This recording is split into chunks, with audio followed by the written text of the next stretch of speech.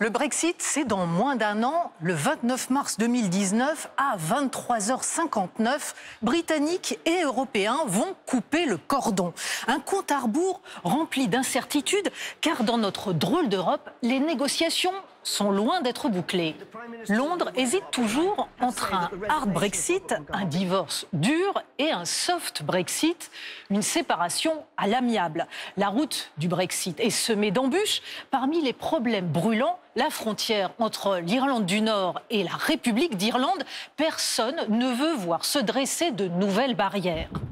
En tout cas, Britanniques et Européens se sont mis d'accord sur un point, ils ont besoin de plus de temps pour discuter. Le négociateur britannique David Davis et le négociateur européen Michel Barnier se sont donnés jusqu'en 2021, c'est-à-dire 2 ans de plus. Pendant cette période, le Royaume-Uni ne participera plus au processus de décision de l'Union européenne, simplement parce qu'il ne sera plus un État membre le 30 mars 2019.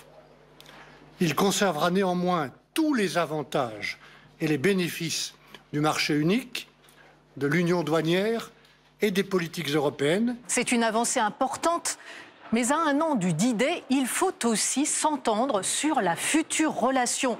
Paradoxe, les Britanniques veulent conserver l'accès le plus large au grand marché unique européen, mais ils souhaitent aussi quitter l'union douanière pour pouvoir renégocier librement tous les accords commerciaux.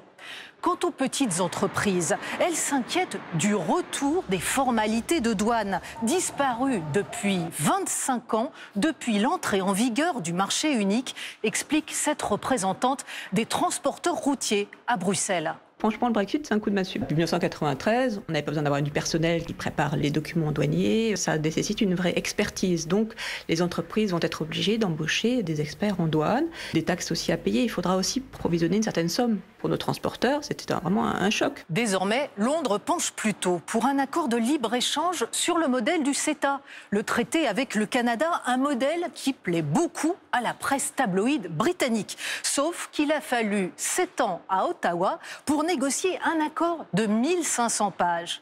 Dans notre drôle d'Europe, l'horloge du Brexit tourne à toute vitesse et les Européens ne cessent de lancer des avertissements aux Britanniques.